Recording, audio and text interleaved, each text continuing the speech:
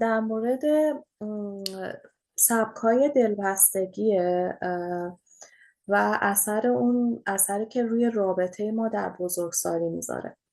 حالا اینم خب اثرش رو روابط هرچی نزدیکتر باشه بیشتره، ولی فرق نمیکنه حالا رابطه دوستی باشه، رابطه زن و شوهری باشه یا پارتنر باشه. این سبکای دلبستگی کلا توی روانشناسی خیلی مبحث مهمیه و وقتی که افراد میرن پیش مشاوره و در مورد مشکلاتشون صحبت میکنن، روانشناسا خیلی به این دقت میکنند و اینکه یکی از موضوعاتی که مخصوصا تو مشاوره زوجین خیلی به این موضوع دقت میشه، چون که خیلی روی رابطه میتونه تاثیر بذاره. حالا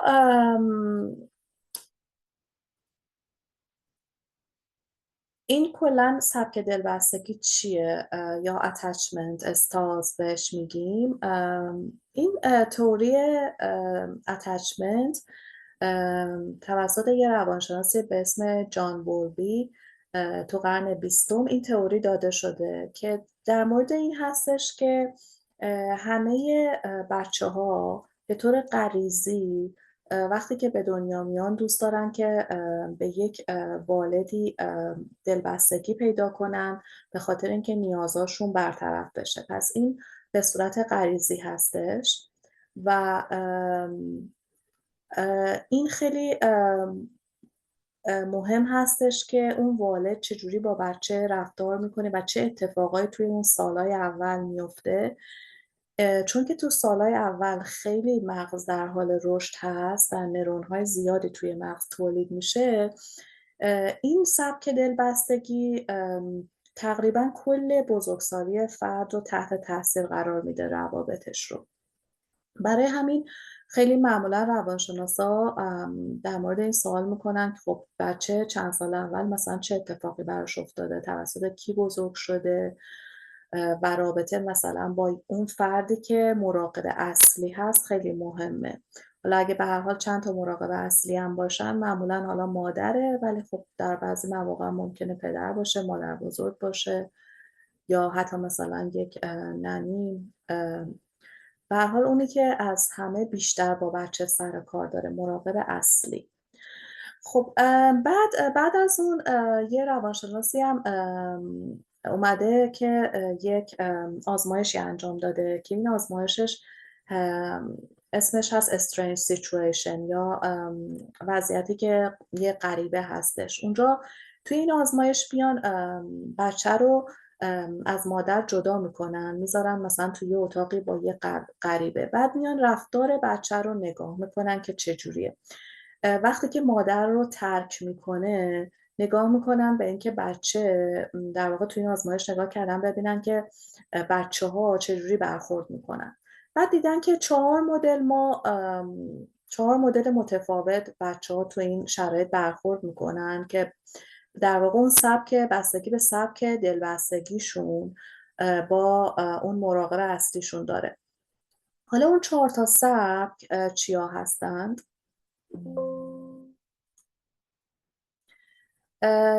یکی یه سبک اول سبکی هستش که بچه ها وقتی که مراقب اصلی میره، مادر خداحافظی میکنه، اولش خود گریه میکنن، بعد شروع میکنن به بازی کردن و اوکی میشن سریع، و وقتی هم که مادرشون برمیگرده معمولا خوشحال میشن و میرن ثبتش. و اینجور بچه ها فهمیدن که سبک دلبستگی امن دارن، یعنی اینکه رابطهشون با مراقبشون مراقبی داشتن که گرم بوده و عاشقانه باشون برخورد کرده و اینا میتونن به راحتی هم که با مراقبشون ارتباط داشته باشن و هم که بتونن جدا بشن از مراقبشون. بعد همین سبک بعداً تو بزرگسالی هم اثر میذاره. حالا میگم چجوری. بعد یه سبک بعدی که حالا من اینجا نوشتم anxious attachment، بچه‌هایی بودن که وقتی مراقب اصلی خداحافظی میکرده از مادرش، خیلی زیاد و شدید گریه میکردن و به راحتی هم نمیتونسته اون غریبه اینا رو بچه رو آروم بکنه. بعدم که معمولا مادر برمیگشته، بچه به هر حال خیلی با اضطراب میدویده سمت مادر رو، یا معمولا دوباره شروع کرده گریه کردن و اعتراض کردن و که چرا رفتی و اینا. به هر حال این نشون دهنده یعنی بچه دچار اضطراب زیاد میشده در سر رفتن مادر. اینها رو میگن سبک دلبستگی anxious attachment style یا اضطرابی، که حالا باز بعدا میگم اینها تو رابطه چجوری رفتار میکنن افرادی که اینجوری هستن. یه سبک بعدی avoidant attachment style یا سبک دلبستگی اجتنابیه، که این بچه ها خیلی در واقع وابسته اصلا نبودن به والدشون و وقتی والدشون باشون خداحافظی میکنه خیلی راحت میشینن شروع میکنن بازی کردن، انگار نه انگار که والده اصلا رفته و بعدم که تقریبا برمیگرده به اون صورت واکنشی نشون نمیدن. در واقع این بچه ها یاد گرفتن که خودشون با خودشون باشن. اینها معمولا مراقبینی داشتن که مراقبه در واقع حالا مادر یا هر کس دیگه اویلیبل نبوده، بعد گرم نبوده، کلوز نبوده، کر به اون صورت نمیکنن. این بچه ها یاد گرفتن که در واقع ارتباط عاطفی نداشته باشن، خودشون با خودشون باشن و که سبک دلبستگی اجتنابی ایجاد میشه اینجوری. بعد سبک بعدی دیسورگانایز اتچمنت استایل که توی این در واقع میکس اون دوتا اجتنابی و در واقع اون انکشس هستش. یعنی اینها فیلینگ هایی که دارن هی عوض میشه. مثلا بچه میبینی یه دفعه مثلا خیلی مادرش میره خیلی مضطرب میشه زیاد و یه دفعه دیگه میبینی که خیلی بی‌تفاوته و اینکه شیفت میکنن هی بین در واقع این بی‌تفاوتی و بین اضطراب، که اینو میگن سبک دلبستگی آشفته یا دیسورگانایزد. خب پس ما 4 تا سبک و اینا فهمیدن که تو بچه ها خودش رو نشون داده. حالا اینا چه اثری روی رابطه بزرگسالی داره؟ این وقتی که افراد اون وقت میرن تو رابطه، بعد تو رابطه همین رو در واقع جهیزیه این سبکای دلبستگی جهیزیه که اینها از کودکیشون به ارث بردن، مهمترین شاید جهیزیه که یه بچه با خودش میبره توی رابطه. و خب میان بر اساس این سبکای دلبستگی یه جوری رفتار میکنن، بعد پارتنرم خب نمیدونه که مثلا سبک دلبستگی طرف مقابل چیه، ناراحت میشه. بعد برای همین اگر که ما یاد بگیریم که اینها چه اثری روی رابطه داره، باعث میشه که اون دوتا پارتنر بتونن همدیگر رو درک کنن و همحسی به هم نشون بدن و بتونن همدیگر رو حمایت بکنن و باعث میشه که هیل بشه. یعنی در واقع باعث میشه که توی این اتچمنت استایلی که دارن افراد هیل بشن. این اتچمنت استایل ثابت معمولا تو طول عمر هست، ولی اگر یه نفری مثلا ناامن باشه سبک دلبستگیش، با یه پارتنری بره که امن باشه و کیرینگ باشه و تجربه های بعدیش تو زندگی تجربه های امنی باشه، خب سبک دلبستگیش بهتر میشه، یعنی از اون حالت اضطرابی به امن تبدیل میشه. یا اینکه رو خودش کار بکنه، یا اینکه تراپی بره، یا اینکه زوج درمانی برن. به هر حال اینا رو میشه تغییر داد، ولی باید بدونیم که تغییرش راحت این سبکای دلبستگی ناخودآگاهه.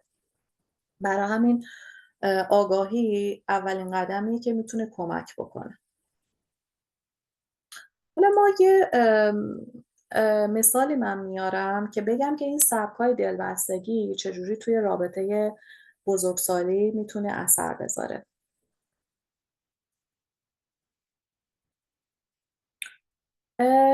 این مثال داستان امیلی و جیک هستش که امیلی یک خانومیه که سبک دلبستگی اضطرابی داره و دائم نگران این هست که از دست بده. افرادی که سبک دلبستگی اضطرابی دارن وقتی میان تو رابطه بعدن معمولا خیلی زیاد احتیاج هست که هی ریاشور بشن. ریاشور یعنی توجه هی بگیرن، هی اطمینان بهش داده بشه پارتنرشون که من اینجا هستم. معمولا افرادی هستن که پارتنر وقتی که شون دچار اضطراب میشن، نگران از دست دادن پارتنر خودشون هستن، دائم تایید و توجه پارتنر رو میخوان. بعد چیز دیگه که هست مثلا معمولا کنترل میکنن، چک میکنن، دچار اضطراب میشن پارتنر دیر بکنه نباشه و وابستگی زیادی به پارتنر دارن. جوری که حتی خیلی از افراد وقتی که مثلا میخوان رابطه تشکیل بدن با این سبک، این باعث میشه که نتونن تو رابطه برن جلو. از این لحاظ که این باعث میشه پارتنر طرف مقابل زود احساس کلافگی بکنه، احساس خستگی کنه، احساس این بکنه که آزادیش گرفته شده. حالا از اون طرف ما اینجا امیلی رو داریم که این سبک دلبستگی رو داره. از اون طرف یه پارتنری داریم به اسم جیک که اون سبک دلبستگیش اوایدنت یا اجتنابی هستش. این افرادی که اجتنابی هستن برعکس خیلی دوست ندارن نزدیک باشن، تو رابطه معمولا عقب به محض اینکه پارتنرشون احساس کنن صمیمیت زیاد میخواد یا زیاد باشون میخواد ارتباط بگیره یا ازشون تقاضای چیزی داره، اینا عقب نشینی میکنن. و خلاصه الان امیلی و جیک در واقع دو تا سبک دلبستگی مختلف و تو دو تا قطب مختلف هستن. یکی هی نزدیک شدن و صحبت کردن و تایید گرفتن و اینا رو میخواد، اون یکی هی دور شدن و فضای خودش رو خواستن و آزادی خودش رو خواستن و این که خیلی این داینامیک تو زن و مردا زیاده. یعنی ما بهشون میگیم دو تا قطب، دو تا پولار که در واقع معمولا اتفاقا خیلی از زن و مردا اینجوری اولش با هم چفت میشن. چرا؟ مردی که اجتنابیه یه خانومی رو میبینه که گرمه، توجه میکنه، محبت میکنه، اول رابطه مرد جذب این میشه و از اون طرف خانومم یه مردی رو میبینه که زیاد مثلا مثل خودش نیستش که هی مثلا بخواد توجه نشون بده و اتنشن و اینا، یه ذره همچین به نظر مرد جدی و همچین با شخصیت و خیلی مثلا کاریزماتیک میاد. اینا جذب هم میشن، بعدن که تو رابطه میرن مشکل پیدا میکنن. چرا؟ چون که زنه هی میخواد که صمیمیتر شه، مرده هی فرار میکنه که فضای خودش رو داشته باشه. خب پس این خیلی چیز پاپیولاریه و مخصوصا که میگم باز تو زنا یه مقدار سبک انکشس بیشتره، باز حالا تو مردا یه مقدار اجتنابی بیشتره، چون مردا کلا شیوه حل مسئلهشون یه مقدارم حالت فضای خودشون رو خواستن و اجتنابی تره. اینه که این خیلی فقط این نیستش، داینامیک های زیاد دیگه هم هست. حالا میتونه پارتنری باشه که یکی از این پارتنرها سبکش امن باشه. اگه امن باشه خیلی کمک میکنه. اونی که پارتنری که امنه تو رابطه سیکیور اتچمنت داره، اگه بیاد با یه نفری که انکشسه بهتر بشه. بعد در مورد این سبک‌های دلبستگی یه چیزم بگم، نداریم یه نفری که بگیم 100% این انکشسه یا اون یکی 100% اجتنابیه.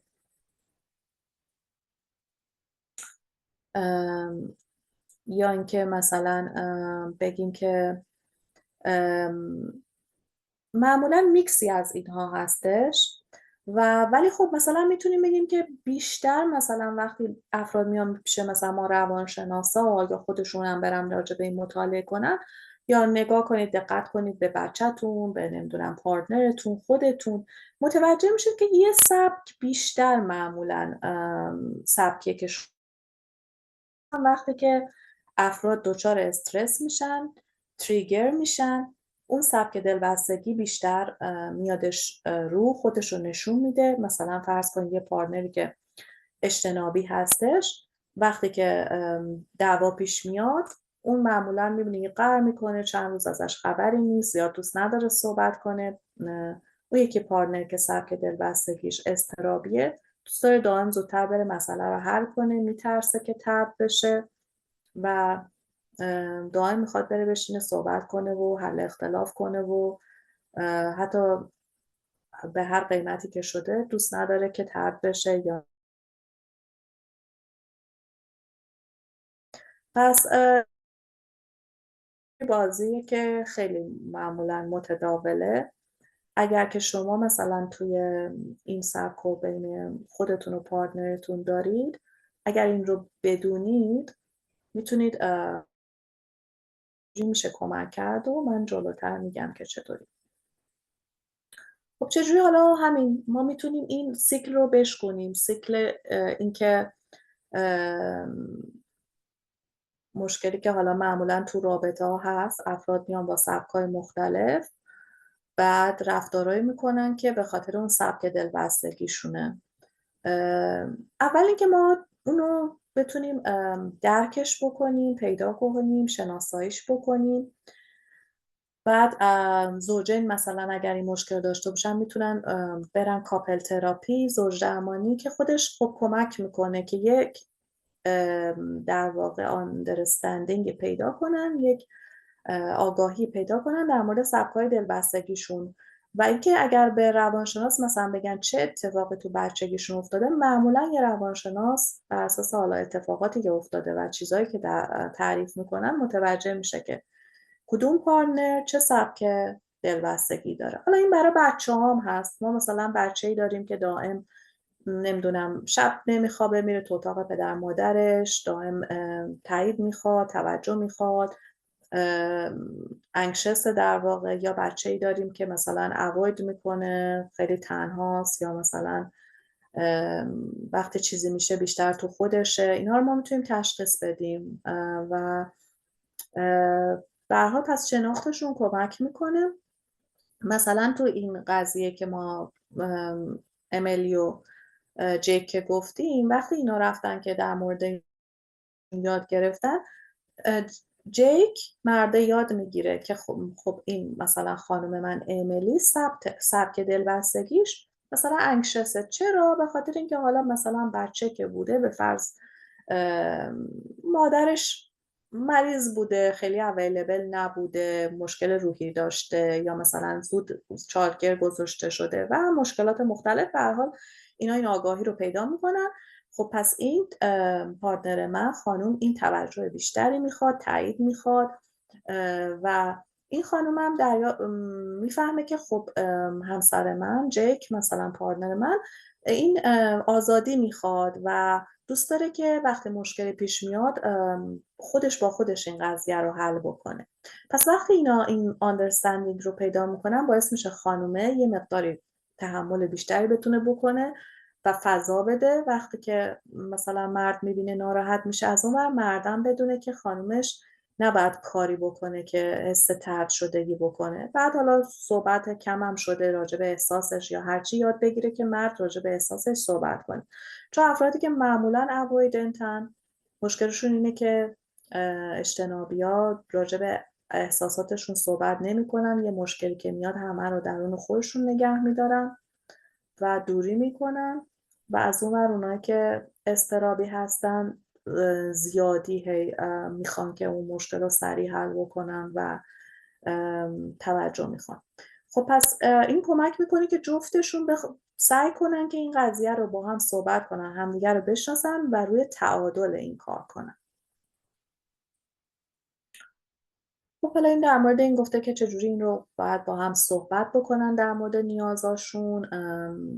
بعد بازم اجتنابی ها معمولا در مورد نیازاشون صحبت نمی کنن و اونی که مثلا اضطراب داره بعد یاد بگیره که یه مقداری خودکنترلی یاد بگیره. و همچنین یه چیز خیلی مهم برای اونایی که سبک دلبستگیشون حالت اضطرابی و وابستگی هستش، اینه که یاد بگیرن خودشون رو آروم کنن. ما بهش میگیم self regulation یا self soothing. یاد بگیرن تکنیکاشو. مثلا یه مشکلی که پیش میاد، فرض کنید که پارتنره دیر کرده یه جایی، به اینم زنگ نزده یا تماس رو جواب نمیده، فلان هرچی، خبری ازش نیست. یکی که سبک دلبستگی در واقع اضطرابی داره، باید یاد بگیره که ببین من باید یاد بگیرم که برای آروم کردن خودم نیاز نداشته باشم که دارم سمت پارتنرم برم و توی این شرایط که دچار اضطراب شدم به خاطر این هستش که حالا به خاطر این نیستش که لزوما پارتنر من کار اشتباهی داره میکنه. اون شاید یه جای گیر کرده، دائم بعد به خودش بگه اون شاید یه جای گیر کرده، شاید نتونسته یا هر چیزی. من باید یاد بگیرم که تو این شرایط چجوری خودم رو آروم کنم. خب برم یه دوش آب گرم بگیرم، با دوستم صحبت کنم، مدیتیشن انجام بدم. چه کاری حالم رو خوب میکنه. به عنوان یک بزرگسال بعد یاد بگیرم که اینجور مواقع که دچار اضطراب میشم، وقتی که پارتنرم حس میکنم که ازم فاصله گرفته، به جایی که هی بخوام به اون مسیج بدم، پیغام بدم، هی بگم چرا تو اینجوری، چرا اونجوری، و از اون هی بخوام، یاد بگیرم که خودم رو بتونم آروم کنم و احساساتم رو کنترل کنم. و از اون ور حالا اون یکی پارتنری که اجتنابیه باید یاد بگیره که خب این خیلی اثر بدی داره تو رابطه، که وقتی که یه مشکلی پیش میاد اصلا صحبت نکنی، اصلا نیازت رو نگی، اصلا احساسات رو نگی، و اون پارتنری که اضطرابی هستش دچار طرد شدگی میکنه، احساس طرد شدگی میکنه. پس باید یاد بگیره اون فرد اجتنابی یه مقدار بهتر بشه توی خواسته هاش، بیان کردن نیازاش، توقع نداشته باشه طرف مقابل مثلا حدس بزنه، و اینکه حتی مواقعی که میخواد بره حالا تو لاک خودش یا فضای خودش رو داشته باشه، اینو دوستانه مطرح کنه که مثلا من میخوام فضای خودم رو داشته باشم، فعلا نمیتونم صحبت کنم، ولی فردا میشینم مثلا باهات صحبت میکنم، ولی مثلا حتما این رو با هم حلش میکنیم، نگران نباش. مثلا پارتنر رو که اضطرابیه اینجوری ریاشورش کنه. به فرض حالا دیگه اینا رو به هر حال اون زوج درمانگر یاد میده به اینا که چیکار باید بکنن، یا حالا اگر خودشونم برن راجع به سبکای دلبستگی یاد بگیرن، میتونن کمک کنن تو رابطه‌شون. خب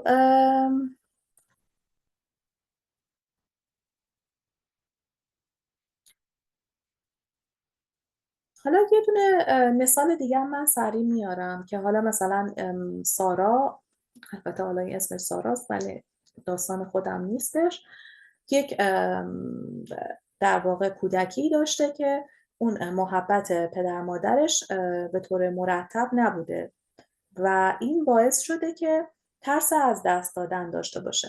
بچه مثلا این شرایط چی میتونه باشه؟ مثلا کسانی که در سن کم پدر مادرشون رو از دست میدن توی اون سالهای اول، یا مثلا جدا میشن پدر مادرشون، یا مثلا یکیشون میذاره میره، یا مثلا دچار طرد میشن. این ترسه خب این ممکنه سالیان سال بمونه باهاشون. و خب این ما سارا رو داریم اینجا که ترس از دست دادن داره، دائم میخواد که تایید بگیره تو رابطه، و این باعث میشه که تو رابطه احساس عدم امنیت کنه، و این یک مسیری داره که توی این مسیر یاد بگیره که سبک دلبستگیش رو به دلبستگی امن تبدیل کنه. بهار جان خوش آمدید. ممنون میشم که صدا رو قطع بکنید که تا وقتی من پرزنتیشن میدم، بعد که تموم شد سوالا رو میتونید بپرسید. ممنون. پس این یک در واقع لایف تایم جرنی هستش که بیاد سبک دلبستگیش رو بخواد بهتر بکنه و باید یک روش‌هایی رو یاد بگیره که اینو در واقع چیکار بکنه، مدیریت بکنه این اضطرابش رو، تا اینکه بتونه به طور در واقع سالمتری ارتباط بگیره و اینکه بتونه ترس‌هاش رو در واقع از بین ببره و آروم بکنه. خب اینجوری اگر که عمل بکنه میتونه توی طول زمان رابطه خودش رو بهتر بکنه. پس ما نباید فکر کنیم که سبک دلبستگی دیگه اگر کسی با اون شکل گرفته دیگه نمیشه کاریش کرد. در واقع یک محدودیت یا لیمیتیشن دائمی نیستش، بلکه یک فرصتی هستش برای رشد. مثلا یکی از دلایلی که افراد تو رابطه میرن همینه که در واقع اون میرن توی رابطه افراد با سبکای دلبستگی میبینیم درست متضاد همونجوری که من گفتم و این سبک دلبستگی متضاد باعث میشه که اگه زوجین بدونن بالانس ایجاد بشه، یعنی اونی که زیادی نزدیکی میخواد، زیادی ریاشورنس میخواد، وابستگی زیاد داره، اگه بره توی رابطه‌ای که حالا یه پارتنری داره که اون مثلا آزادی بیشتری میخواد و فضای بیشتری میخواد، اگه اینا یاد بگیرن میتونن هم اون یکی متعادل تر بشه تو سبک دلبستگیش، هم این یکی. پس رابطه یه جاییه که حتی باعث شفا میتونه باشه. از اون طرف اگر که افراد اینو ندونن میرن تو رابطه و دائم به دردسر میخورن و نمیدونن این دردسر داره از کجا میاد. دائم شکایت دارن، مثلا این مرد محبت نمیکنه، فاصله میگیره، احساسشو نمیگه، نیازشو نمیگه، یا این زن همش قر میزنه، همش میگه به من توجه بکن یا فلان. اینه که اینها خیلی چیزاییه که شایع هست تو رابطه دیگه و علتش هم اینه که اینها آگاهی ندارن از سبکای دلبستگی هم دیگه. خب پس ما یه خلاصه بخوایم بکنیم اینه که اون خودآگاهی در درجه اول خیلی مهمه. بعد از طریق اون یاد بگیریم که چجوری ما در واقع مهارت‌هایی رو یاد بگیریم برای ارتباط بر اساس اون سبک دلبستگی که داریم و از طریق اون بتونیم یک ارتباط عاطفی عمیق‌تری رو درست بکنیم و باید بدونیم اینم چیه، توش مسیری هستش که باید رشد بکنیم، نیاز به صبر داره، نیاز به تحمل داره، نیاز به کار کردن داره و یه زوج میتونن با هم رشد کنن تو این مسیر. این باز یه مثال دیگه است ولی خب این هم شبیه هستش، من این رو ازش میگذرم. و یه نکته دیگه اینه که 50% افراد تقریبا سبک دلبستگی امن دارن که توی رابطه این خودش رو نشون میده. سبک دلبستگی امن تو رابطه چجوری خودش رو نشون میده؟ نه این فرد خیلی میچسبه، خیلی دائم تایید و توجه میخواد، نه خیلی آدمیه که دوری مثلا میگیره و معمولا به طور پیوسته دوست داره ارتباط داشته باشه، دوست داره صمیمیت داشته باشه، ولی صمیمیتش به صورت کنترل زیاد و نگرانی نیستش. سبک دلبستگی ناامنم خب پس 50% هم ناامن دارن که این اثر میذاره رو رابطهشون، اثر میذاره رو احساساشون، روی شیوه های برقراری ارتباطشون.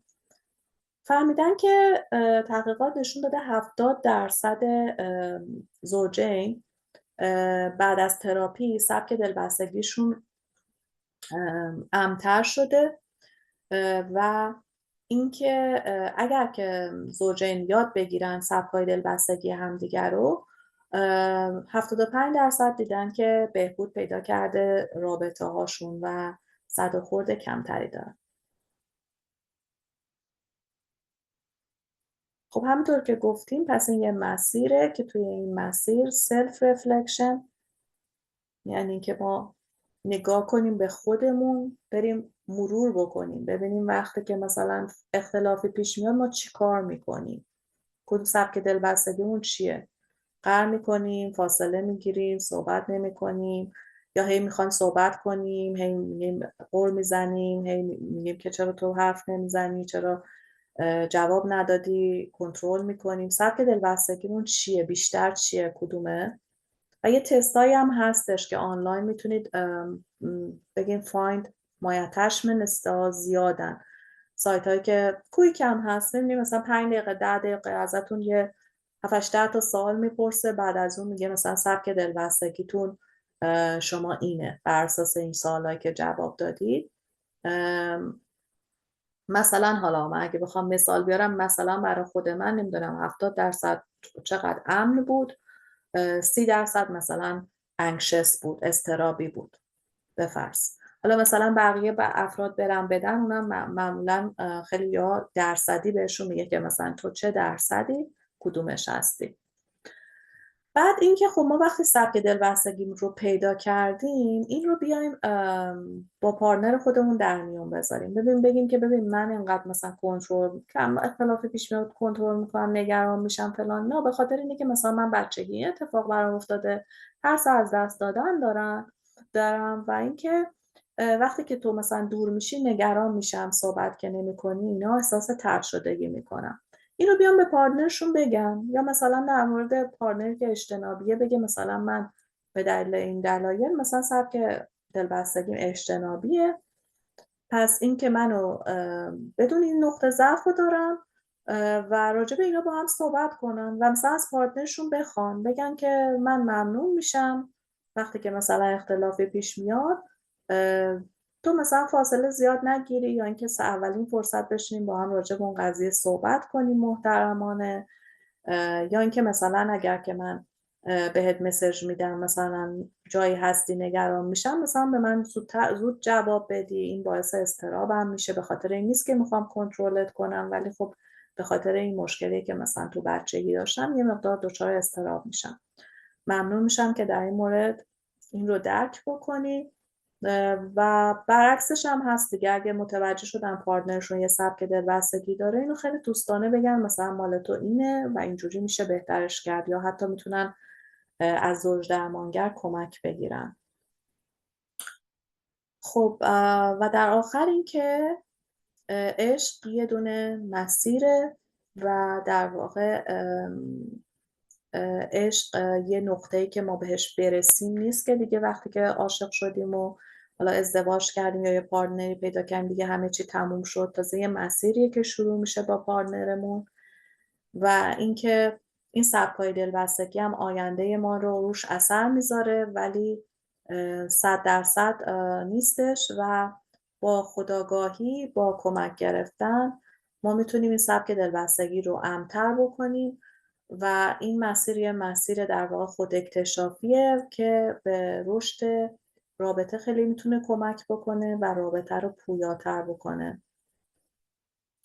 و این مسیرم شروع میشه همونجور که گفتم اولش از خودآگاهی و اینکه شناخت این سبکای دلبستگی و بعدش از طریق اون یک راههایی رو پیدا کردن برای اینکه رابطه رو بتونیم عمیق‌تر بکنیم.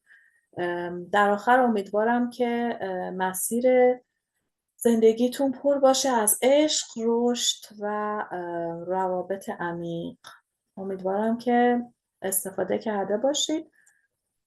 اگر که سوالی دارید بچه ها الان میتونید بکنید. خیلی خیلی ممنون سارا جون، دست درد نکن عزیزم، خیلی عالی. خوش میکنم. مفید بود پروانه جون؟ بله عزیزم خیلی ممنون. جایش بودش که متوجه نشید؟ نه خیلی خوب توضیح دادین، من خیلی عالی. خواهش می‌کنم.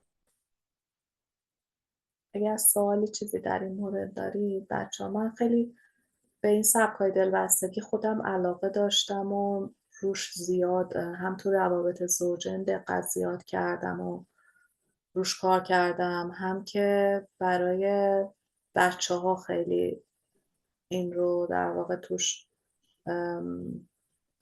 عمیق رفتم. برای همین اگه سوالی تو این زمینه دارید. ببخشید سارا جون، اگه دو تا پارتنر بخوان این یعنی مشکلاتشون رو بگن، ممکنه که یه نقطه ضعف براشون باشه، مثلا اون یه طرف ازش سوء استفاده کنه. البته شما این مسئله رو در مورد پارتنر گفتین که یعنی دارم خیلی دیگه دارن با هم زندگی میکنن و باید حتما مسائل رو با گفتگو حل کنن، چون بعضیا ممکنه ظرفیت اینو نداشته باشن. ممکنه بگه بره تو چیزی روانشناسی، بگه مثلا تو تروما داری، مثلا الان همه خودشون یه پر روانشناسن، آدم نگران از این که مبادا یه برچسبی بخوره. آیا مثلا به چه صورتی آدم باید بگه این مسائل رو؟ درسته پروین جو، خیلی سوال خوبی کردی عزیزم. میگن معمولا توی شروع رابطه، درسته ما مثلا این سبک دلبستگی رو شما نمیتونید با هر کسی بیاید مطرح کنید. مثلا اگه متوجه بشید اضطرابی هستید یا اجتنابی هستید، برید به طرف بگید همون اول رابطه من این هستم، یا مثلا یه اتفاق تو بچگی افتاده پس من اینجوریم، میگن که شاید ایده خوبی نباشه. ولی بعد از اون که رابطه شکل میگیره و جدی میشه مقدار، خوبه که افراد معمولا، من اتفاقا یه جایی شنیدم که معمولا اگر یه پارتنری باشه که واقعا شما رو دوست داشته باشه و بخواد، اتفاقا خیلی هم قدردانی میکنه وقتی بهش میگی که ببین مثلا من این حسنو دارم، آدم گرمیم، مثلا آدمیم که افکشنتم، محبتم رو ابراز میکنم، نزدیکی میخوام، تو صمیمیت خوب هستم. ولی به خاطر اینکه مثلا حالا این اتفاقات قبلا افتاده، مثلا فلان پارتنر منو ترک کرده، بهم خیانت کرده، تو بچگی این اتفاق افتاده، من سبک دلبستگی یه مقدار اضطرابی هستش. یعنی بعضی وقتا مثلا وقتی که دور میشم از پارتنرم دچار اضطراب میشم. برای همین مثلا دوست دارم که ریاشور بشم تو رابطه و اینا. حالا اگه پارتنری باشه که understanding باشه، که خب میفهمه و اتفاقا میگه ممنون که اینو با من شیر کردید و بعدم کمک میکنه به رابطه و شناخت بهتر شما. ولی اگه یه پارتنری هم باشه که understanding نباشه، خب چه بهتر که اگر که مثلا به هر حال شناخت خوبی پیدا شده، اگه بذارم بره به خاطر اینکه شما اینجوری هستید دیگه، بهتره که بذاره بره. میگم یه جور مطرح کردنش خیلی مهمه که حسنا رو آدم، چون هر سبک دلبستگی حسن خودش رو داره. ببین اینم ما بگیم، با اینکه مثلا سبک دلبستگی امن، خب به نظر میاد از همه بهتره دیگه. پارتنری که امنه، نه خیلی زیاد میچسبه، نه خیلی زیاد در واقع آزادی خودش رو میخواد و خیلی معمولا پیوسته است و خلق و خوش هم پیوسته تر و کانسیستنت تره، خب معمولا بهتره. ولی چیزی که هستش اینه که ما دنیا به سبکای دلبستگی مختلف احتیاج داره، تفاوت دارن آدما. میبینی افرادی که مثلا دلبستگی اضطرابی دارن و وابسته ترن، میبینی خیلی آدمای اتفاقا ممکنه مهربونتر، گرمتر. و اتفاقا توی دوتا پارتنر، من گفتم اگه یه پارتنری سرد و اجتنابی باشه، وقتی مثلا یکی دیگه گرمه و نزدیکی میخواد، باعث میشه که این حداقل این بالانسه حفظ شه. فرض کنیم دو تا پارتنر اجتنابی بخوره به تور هم، این یکی نمیخواد اون یکی هم نمیخواد، خب هیچی دیگه، این رابطه دووم نمیاره که. یا دو تا پارتنر اضطرابی بخوره به هم، این اون رو چک کنه، کنترل کنه و هی بخواد بحث کنه و دعوا بکنه و تحمل نداشته باشه، اونم بخواد همینجوری این کارو بکنه. پیشم میاد ولی معمولا این روابط زیاد طولانی دووم پیدا نمیکنه. خیلی جالبه که دو تا قطب مختلف اتفاقا معمولا دوومشون طولانی تر میشه، چون یه پولن پوشی پیش میاد، یه بکن فوروارتی پیش میاد و باعث میشه که دووم پیدا بکنه. و مخصوصا اگر یه پارتنری امن باشه و اون یکی اضطرابی یا اجتنابی، باز اون که خیلی مثلا میتونه اون یکی پارتنرم حتی کمک کنه به شفاش. برای همین به نظر من خوبه با پارتنر مطرح بشه، ولی چه نوع پارتنری؟ مثلا بعضی پارتنرها میخوان رو رابطه کار کنن، اپریشیت میکنن، بعدم دوستانه مطرح کردن، بعدم اینکه تست زدن، حتی خواستن از پارتنر که با هم تست بزنی یا با هم یه جلسه بشه روانشناس بگی ما تو رابطه این کارو میکنه، من اون کارو میکنم، روانشناس براتون این رو توضیح بده که تو سبک دلبستگی اینه، بعد این کار کنی، تو بعد این کار کنی. حداقل یه آگاهی رو میارن تو رابطه که روی اون میتونن کار بکنن. و اینم بهتون بگم یه کار یه شبه نیست. یعنی من مثلا بهتون گفتم که افرادی رو میبینید که مثلا سبک دلبستگی به فرض اگر اجتنابیه، خب خیلی ترس از نزدیک شدن داره، ترس از اینکه طرف گیر بده بهش داره، ترس از اینکه کنترل بشه داره، ترس از اینکه احساسش رو بگه داره و اینا تو ضمیر ناخودآگاهه. و از اون طرف اون یکی که ترس از دست دادن داره خیلی ناخودآگاهه. خاطر همین اینا یه چیزیه که زمان بره، ولی اگه دو تا زوج واقعا به آگاهی بیارن و بخوان روش کار کنن، خیلی میتونه کمک کنه. بعد فقط هم حالا در مورد زوجا نیست، ما اگه خودمون رو بشناسیم، در مورد دوستامون، در مورد رابطه با پدر مادر، خواهر برادر، بچه ها، بچه هامون رو اگه بشناسیم، مثلا یه بچه بدونیم بچه ما مثلا اضطرابیه، به جایی که بگیم چقدر میچسبی، چقدر تو منو از چک میکنی، هی مثلا همش میخوای من پیشت باشم، همش ریاشورنس میخوای، به جایی که مثلا اینو بیایم به بچه بگیم مگه تو بچه‌ای، مثلا به فرض هنوز خودت نمیتونی بخوابی یا هنوز خودت اینجوری یا اونجوری، ما میایم اگه بچه رو بدونیم که اضطرابیه، چیزی که اینجا کمک میکنه این که این بچه امن ما باشیم اونجا، درکش بکنیم، کنارش باشیم، همحسی باهاش کنیم، بدونیم که این بچه مثلا حتی دقت کنیم بچگیش چی گذشته و این بچه رو هرچی بیشتر درک بکنیم و ارتباطی که باهاش میسازیم یه ارتباط امن‌تری باشه و با تایید باشه، به جای رد کردن احساس بچه، ایموشن بچه و این اعتبار ندادن که تو چرا اینجوری، چرا هی دائم میخوای به من بچسبی، هی نمیدونم همه جا من باید باد بیام یا نمیدونم، به جای این اگه ما به بچه هم بگیم من پیشتم، من کنارتم، من هستم، سعیم کنیم خب استقلال توش دیولوب بکنیم، این بچه رو تشویق بکنیم به یا حتی احساساش رو شناختن، احساسش رو در میون گذاشتن، اینا همه کمک میکنه. ولی درک، خیلی اون درکه و امن بودن تو سالهای بعدی کمک میکنه که اون سبک دلبستگی بچه اضطرابش کمتر بشه.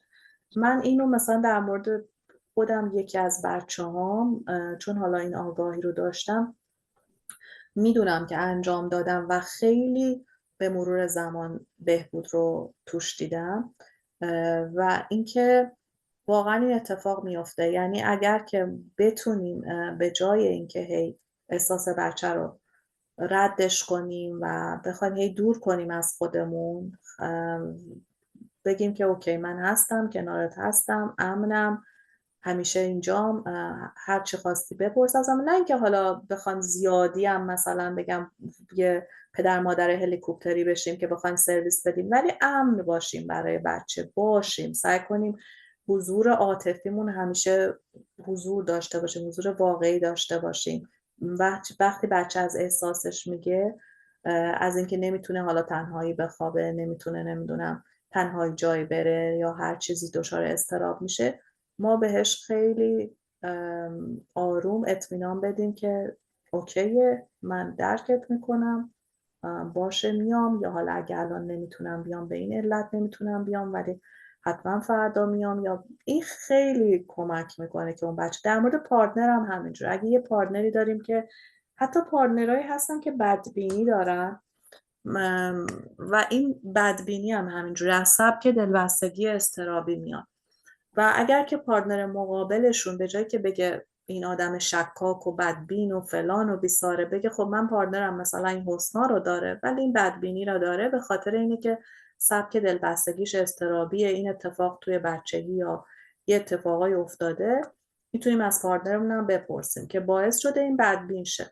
ما این اطمینان دادن و این مثلا به جایی که پارتنری فرض کنیم بدبینه، ما هم هی بخوایم بیشتر لجش رو دراریم، خب حالا این مثلا بدبینه، بس منم یه کاری کنم مثلا این بیشتر بهم شک کنه، اصلا حالا جوابش رو اینجا نمیدم، یا فلان لباس رو میپوشم که بیشتر جلب توجه کنم، این بیشتر اصلا حالش بد شه حالا که این اینجوریه. میدونی به جایی که بخوایم مثلا اونجوری کنیم، این پارتنر رو به مرور زمان بهش در واقع اون اطمینان رو بدیم که من دوستت دارم، من مثلا هستم اینجا به این علت، کمک بگیریم از روانشناس به این علت شاید بدبینی شما مثلا، ولی من درک میکنم چی کار میتونم بکنم که این حالت تو بهتر شه، مثلا اگه برم مسیج بدم، پیغام بدم، تو مثلا بهتر میشی، اگه مثلا بیای دنبالم حس بهتری داری، چجوری مثلا حست بهتر میشه. و در عین اینکه حالا یه جور هم نشه که کنترل اختیار رو کامل بدیم به پارتنر، هم درک بکنیم هم مرز خودمون رو بذاریم، یعنی اینجور هم نباشه که حالا یه پارتنری به خاطر اینکه حالا بدبینی داره دیگه همه جوره بخواد ما رو کنترل کنه، اونجور نیست، ولی ما نشون بدیم که ما این حالتش رو درک میکنیم و سعی میکنیم که بهش اون ریاشورنس که میگن، در واقع اطمینان خاطر رو بدیم که ما دوستش داریم و کنارش هستیم و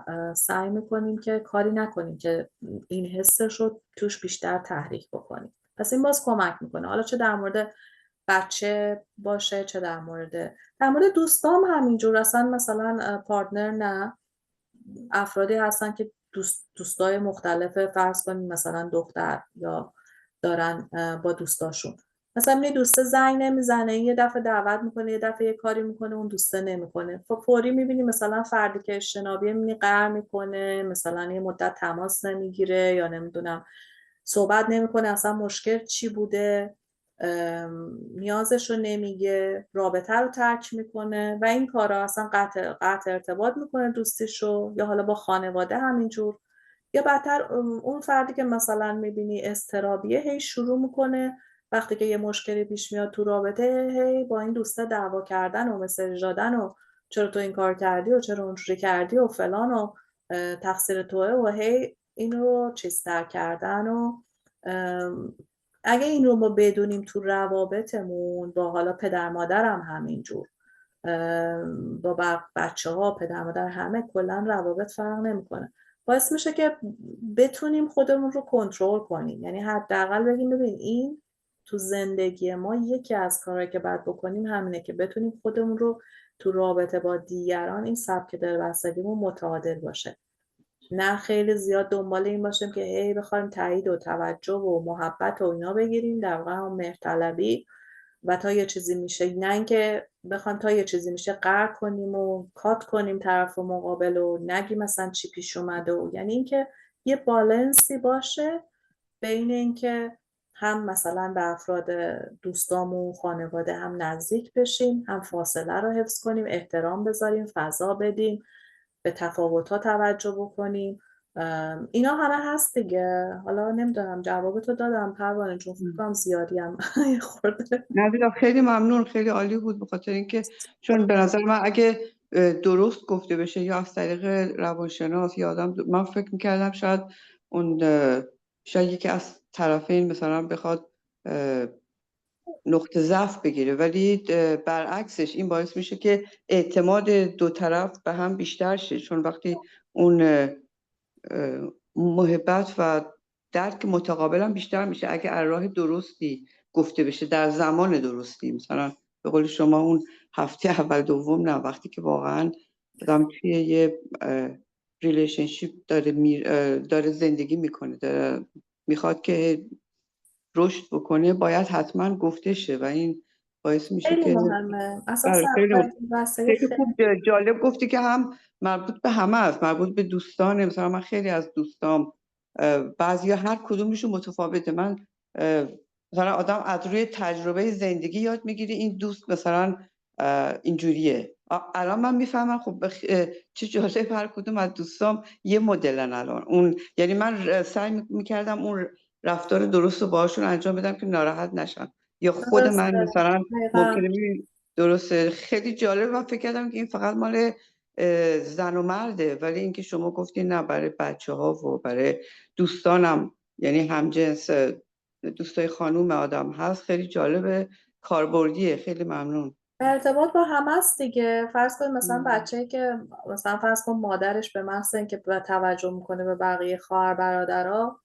قهر میکنه، ناراحت میشه، بهانه میگیره، نمیدونم، خب بزرگسال هم هستا و و این حسادت نیست، ما فکر میکنیم این حسادت کرده. آره فکر میکنیم حسوده، ولی در واقع این بچه اضطراب در واقع یه جوری از دست دادن اون مادر یا گرفتن توجه اون مادر، نگرفتن توجه کافی و اینا رو داره دیگه. بچه‌ای که حسودتره در واقع این کمبود به خاطر اون مسائلی که حالا بچگی اتفاق، حالا خیلی حسادت البته یه حسی همه دارن کم و بیش، ولی وقتی یه بچه تو شدیده باز این خودش نشون میده که دلبستگیش اضطرابیه، یا مثلا بچه‌ای که هر چیزی پیش میاد قهر میکنه، صحبت نمیکنه، راجع به نیازش و احساسش صحبت نمیکنه، ما میتونیم متوجه بشیم این اجتنابیه. یا دیسورگانایزم که خیلی دیگه جالبه، دیسورگانایز دیگه اون مدل هستش که میبینی مثلا طرف تو رابطه هم نزدیکی میخواد، از یه طرف خیلی یه دفعه گرم و صمیمیه و نزدیکی میخواد، از اون طرف به محض اینکه نزدیک میشه عقب میکشه و میخواد که دور بشه و فضای خودش رو داشته باشه، هی بین این دوتا. این چی میشه اون وقت این اسمش؟ اینو میگن آشفته، سبک دلبستگی آشفته یا دیسورگانایز. یعنی ما میگیم تکلیفش با خودش هم معلوم نیست. دقیقا دیگه، اینا معمولا تو یه پول و پوشی دائم هستن دیگه، تو رابطه یه پول و پوش دائم هستن. اینه که باشه عزیزم، خیلی ممنون، سارا خیلی عالی جانم، بود. جانم است. ممنون از توضیحاتت، بسیار عالی و مفید بود. من در تایید فرمایشات شما میخوام سبک زندگی خودم رو براتون بگم و بگم که چطوری من و همسرم که یه سبک مشابه هستیم چجوری تونستیم برای همدیگه حاشیه امن درست کنیم. من از و فقط همسرم یه چیزی بهار جان، بله. این داره ضبط میشه، اگر که مشکل امنیت نداری که بعداً، چون این ممکنه تو گروه ها و جای دیگه به اشتراک گذاشته بشه، چون شما میخوای موضوع شخصی رو بگی، میخوام که بدونم که من اجازه داشته باشم برای این کار. نه مشکل نداره. باشه. متشکرم. ما هر دو نفر دلبستگی ناامن داریم، یعنی به خاطر تروماهای کودکیمون هر دو نفرمون در واقع دلبستگی ناامن داشتیم و من در روابط هم به خاطر این دلبستگی ناامنم چسبندگی‌های زیاد، قهر کردن‌های زیاد و همینجور تجربه می‌کردم تا اینکه با همسرم آشنا شدم. ما دو نفر هر دو نفر از یه جنسیم.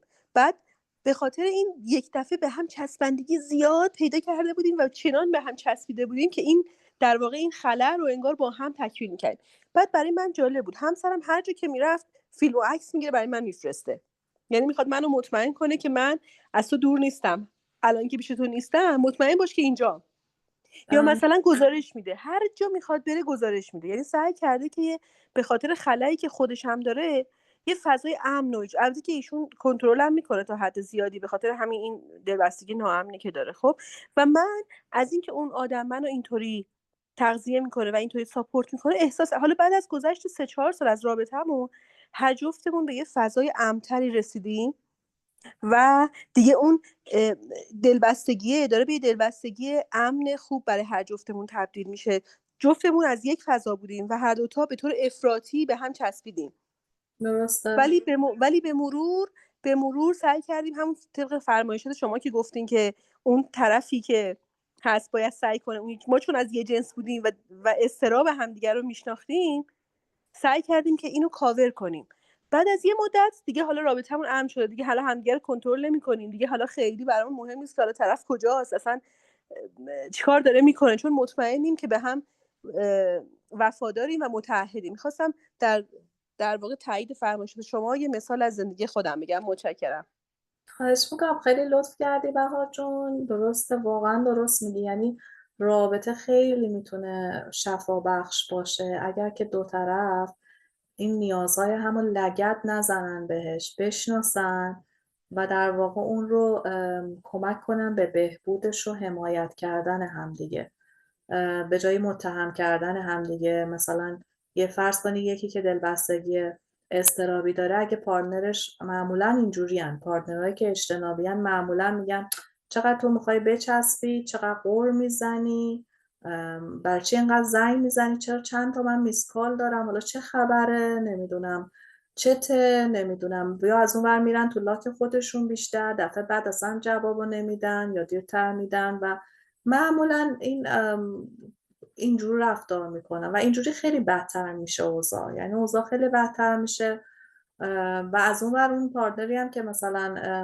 اگر که ما داشته باشیم که اضطرابیه، اگه یکی داشته باشه که اجتنابی باشه، هی میگه تو چرا صحبت نمی‌کنی، یه چیزی پیش میاد، نمیدونم چرا چند روز قهر کردی، میری تو لاک خودت، نمیدونم هی هرس میخوره که این چرا مثلا فاصله گرفته.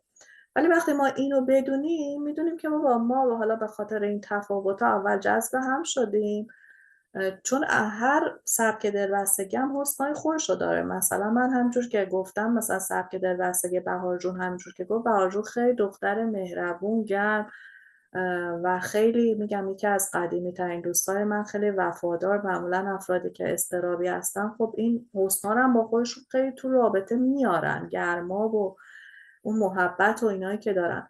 ولی خب از اون طرف به هر حال یه چیزی که ممکنه بیاد با افرادی که نزدیکترن، ممکنه توش مثلا کنترل بیاد، ترس از دست دادن بیاد، اینا هم همراهش بیاد.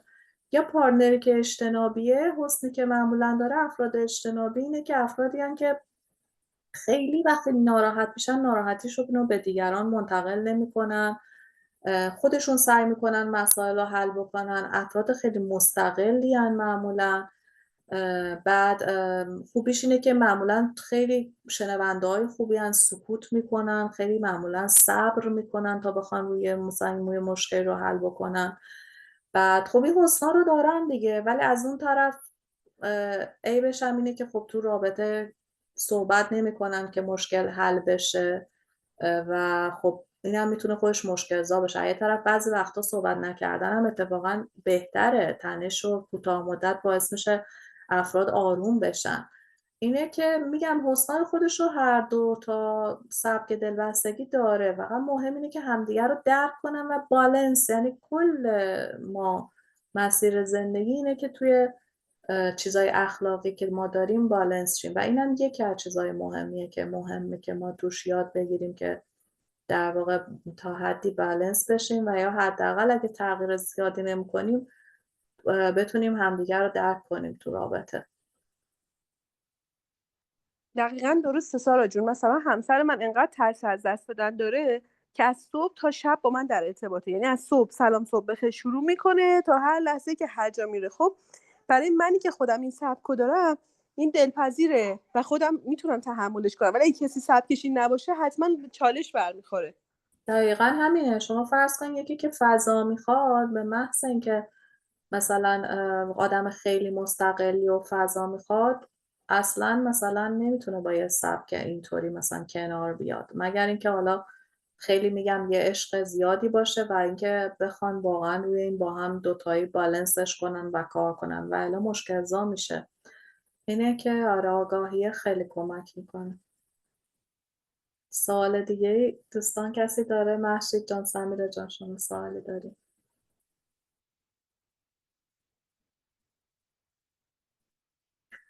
خب دوستان من دیگه خداحافظی میکنم، چون که رکوردم کردم اینو، بعد خیلی هم میخوام طولانی نشه که دوستانم بتونن گوش بدن، و امیدوارم که استفاده کرده باشید. خیلی ممنون که امشب اومدید و من هم از شما خیلی یاد گرفتم، همیشه همینطوره و دو طرف است واقعا. و اینکه شبتون بخیر. البته بهار جون فکر کنم ایران هستش. روزت خوش عزیزم، و به امید دیدار جلسه بعدی دوشنبه همین موقع 8 شب یعنی میبینم. خیلی ممنون ازم. خسته مرسی نباشید. سارا خیلی جون، مفید ممنون. بود. دست شما ممنون. درد نکنه. شبتون بخیر. متشکرم. شبتون بخیر. خداحافظ. خدا.